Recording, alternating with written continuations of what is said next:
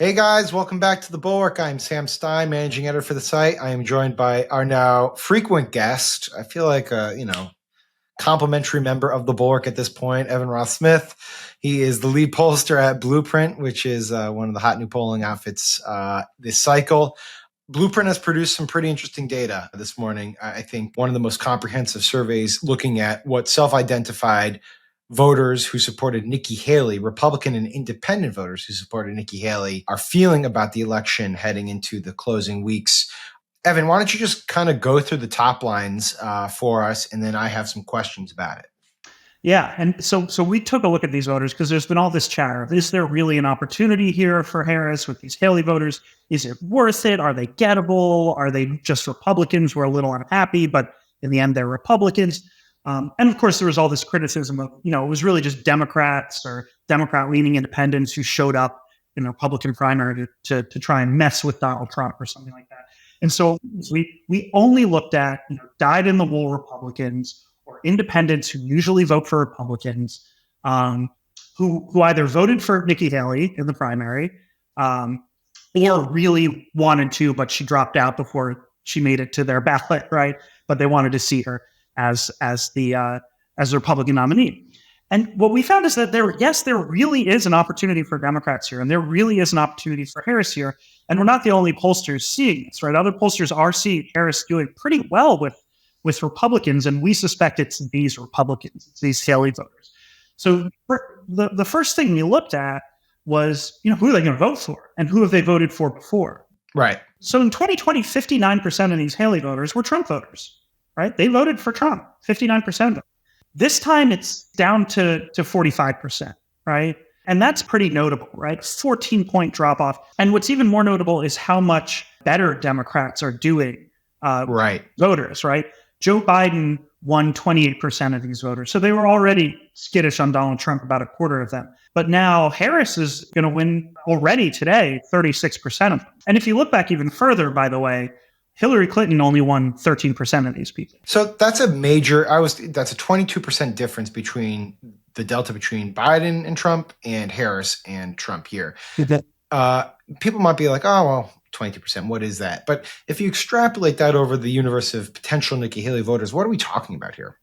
Well, somewhere between 5 and 10% of all Republicans, Republican-leaning independents are Haley supporters, right? Okay. And different pollsters shows a different number. Obviously, she didn't make it all the way through the primary, so it's a little soft. But, maybe 1 in 10, 1 in 15 Republicans was a Haley person. So if you can win a third of them, or if you can really blow it out over the next couple of weeks and win maybe 4 out of every 10, 5 out of every 10 Haley voter, then you're looking at 1 to 2 extra points in every swing state. And looking at all these polls, New York Times, Quinnipiac, we need every point we can get. Right. And the New York, I should say, the reason that this was interesting to me was obviously the top line data itself, but it comes just days after the latest New York Times Siena College poll, which showed that the gains Harris was making, I mean, they had her itching upwards nationally, but the gains they highlighted were predominantly inroads among Republican voters. They had her at 9% of Republican voters saying they plan to support Harris. I don't really know the history here, but historically, that seems like a lot for a hyper-partisan age of politics. Yeah, it's pretty good. It's pretty good. You usually see maybe 5% crossover. Okay. Right. And most candidates win 91, 92% of their own party. You have another 5% that goes to the other party, and then you have some people who just vote for a libertarian or vote for a Green Party candidate or something like that. Right. But hitting almost double digits with Republicans is pretty darn good for Harris, and it suggests that it's been one of the most successful things she's done as a candidate. And that's the other thing that jumped out at me. We didn't emphasize this in our write-up, but it was kind of interesting. You would think that Joe Biden, who's got this kind of more sterling bipartisan credentials, certainly a lot more history in Washington, D.C., his reputation is working in the Senate and reaching across the aisle. That was, part of his appeal in 2020. You would think he'd be more appealing to the Haley electorate. And yet according to your survey, they supported Biden less than they did Harris. I mean, Biden, when going against Trump, as in Trump will get 59, Biden will get 28. That was significantly different and worse than Harris's 45 to 36. So is she making inroads, or are these voters just like everyone else tired of Biden, or both? These voters were being pushed away by Donald Trump out of the Republican Party, for the last 8 years. And we wanted to look at two things: what made them Haley voters and what could make them Harris voters, right? So Gotcha. What made them Haley voters is they hate Donald Trump's character. Let's these are Republicans, right? They trust the Republican Party more and Donald Trump more on the economy, on national security, on the border. These are not, rhinos or liberals in Republican clothing or anything like that. These are Republicans. They love George W. Bush. They love Condoleezza Rice. Yeah. They're neocons to a great extent. They love Bill Kristol, obviously. We didn't have. We had a big meeting internally of who was a recognizable enough name to test in this. Oh, we should have done with Bill. Yeah. Bill Kristol didn't make the cut. I wanted Wolfowitz in there. We had to take him out. But they seem to like the neocons and that era, that George W. Bush era of the Republican Party, but they hate Donald Trump.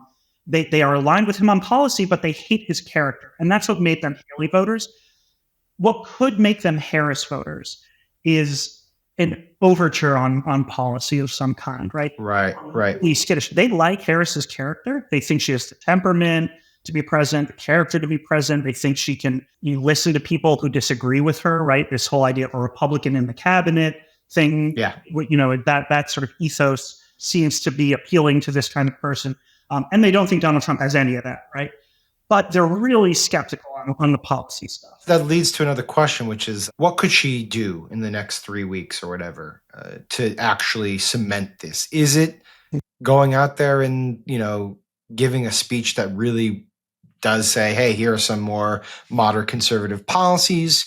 Is it, she campaigned with Liz Cheney. Is it getting those validators alongside her on the trail?